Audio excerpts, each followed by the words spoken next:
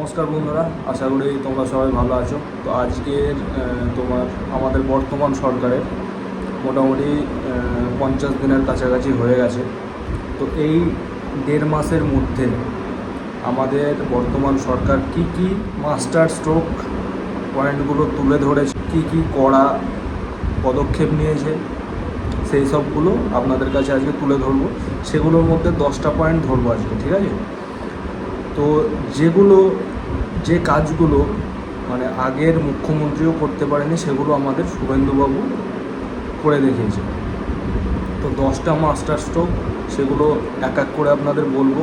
সেই 10টা মাস্টার স্ট্রোকের মধ্যে ফার্স্ট হচ্ছে দুর্নীতির বিরুদ্ধে জিরো টলারেন্স, যেটা অত্যন্ত প্রয়োজন ছিল। গত সরকারের বিরুদ্ধে এটা তো ছিলই না, কেননা গুন্ডারাজ চলছিল, কেউ একটা কথা বলতে পারতো না। আপনি একটা যে কথা বলবেন সেটাকে আপনার কণ্ঠস্বর রোধ করে দিয়েছিল ওরা। তো এটা একটা ভালো উদ্যোগ এবং ভালো পদক্ষেপ যে আইনের কাজ করবে। আর এর আগের সরকার কি আইনকে কাজ করতে দিত না ওরা। এর জন্য কি হবে, তোমার যেসব সরকারি প্রকল্প টেন্ডার থাকে তাতে স্বচ্ছতা বজায় থাকবে। আর এর জন্য তোমার ডিজিটাল নজরদারি সরকার চালু করেছে, যেন সব জায়গায় নজর রাখা যায় যে কোথায় কি হচ্ছে না হচ্ছে। আর এই যে জিরো টলারেন্স, এই জিনিসটা খুব দরকার ছিল। আর মুখ্যমন্ত্রী বলেই দিয়েছে যে আমি কিন্তু কোথাও দাঙ্গা ফাসাদ সহ্য করব না। 2 নম্বর পয়েন্ট হচ্ছে তোমাদের ফেভারেট, যেটা রাজ্যের ফেভারেট, আমারও ফেভারেট, অন্নপূর্ণা যোজনা। এতে কি হবে, তোমার এই যে 3000 টাকা করে সরকার দেবে, এতে পরিবারের আর্থিক সুবিধা বৃদ্ধি পাবে। এবং গ্রাম বাংলায়, যেটা হচ্ছে মেন পয়েন্ট, সেটা গ্রাম বাংলায় মানে ক্যাশ, যেটা আমরা ক্যাশ বলি, আমাদের কাছে যে টাকাটা থাকে ক্যাশ টাকা, অনলাইন না কিংবা ব্যাংকে না, ওই ক্যাশ টাকার প্রবাহ বৃদ্ধি পাবে। তাতে কি হবে, বাজারঘাট জোর কদমে চলবে। এটা খুব ভালো একটা উদ্যোগ কিংবা পদক্ষেপ হতে চলেছে। আর এই অন্নপূর্ণা যোজনা আশা করি তোমরা 1 জুলাই থেকে 3 জুলাইয়ের মধ্যে যারা বাকি আছো তারা সব পেয়ে যাবে, এবং তারপর যারা ফর্ম ফিল আপ করবে তার পরের কোটায় আবার পাবে। থার্ড পয়েন্ট হলো, যেটা এটাও ফেভারিট বলতে পারো, আয়ুষ্মান ভারত, যেটা হচ্ছে কেন্দ্র সরকারের একটা প্রকল্প। যেমন স্বাস্থ্যসাথী কার্ড ছিল, একটা পরিবারকে 2 লক্ষ টাকা তারা সাহায্য দিত এর আগের সরকার। আর এটা কেন্দ্রের একটা প্রকল্প, যেহেতু সেখানে তোমার 5 লক্ষ টাকা করে একটা পরিবারে ইন্ডিভিজুয়ালি প্রত্যেকজনকে দেওয়া হবে। মানে সরকারের তরফ থেকে হসপিটালে খরচা করা হবে 5 লাখ টাকা করে। মানে তোমার পরিবারে যদি 3 জন 4 জন 5 জন যে কজনই থাকো, প্রত্যেকের মাথা পিছু 5 লাখ করে। একটা টাইমে যদি 2 জন অসুস্থ হয়, মানে সেটা কেন্দ্র সরকার দেবে, এটাই। 4 নম্বর পয়েন্ট হচ্ছে তোমার শিল্প এবং কর্মসংস্থান, যেটা আগের সরকার অনেকবার প্রতিশ্রুতি দিয়েছিল, কিন্তু সেগুলো কার্যক্রমে আনতে পারেনি। এমনকি তোমার অনেক টিচার্সরা যারা চাকরি হারিয়েছিল, তো এই সরকার প্রতিশ্রুতি দিয়েছে 1.5 মাসের মধ্যে, যেটা হচ্ছে 1 লক্ষ চাকরি।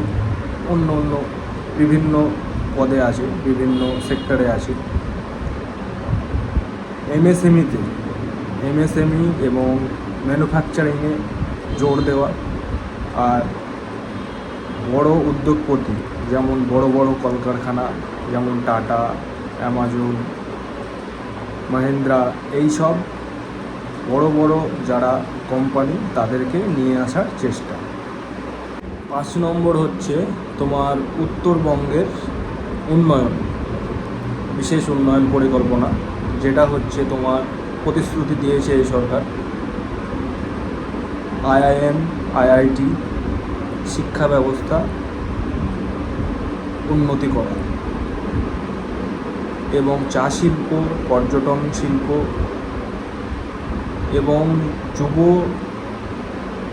কর্মক্ষেত্র তৈরি করা, এইগুলো প্রতিশ্রুতি দিয়েছে।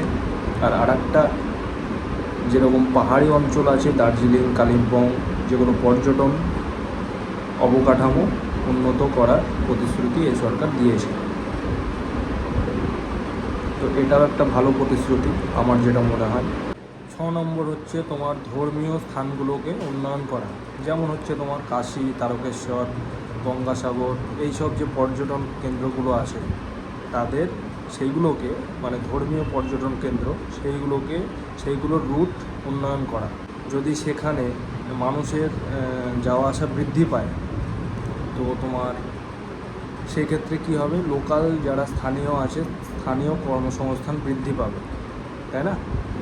আর আরেকটা কথা কী বলো তো, যে ওই সেখানকার ধর্মীয় স্থানগুলো অর্থনৈতিকভাবে মজবুত হবে, এটা একটা গেল। 7 নম্বর হচ্ছে সরকারি চাকরিতে বয়সসীমা বৃদ্ধি। এতে কি হয়েছে, তোমার যারা অনেক দিন ধরে চেষ্টা করছে তাদের একটা সুযোগ দেওয়া হলো।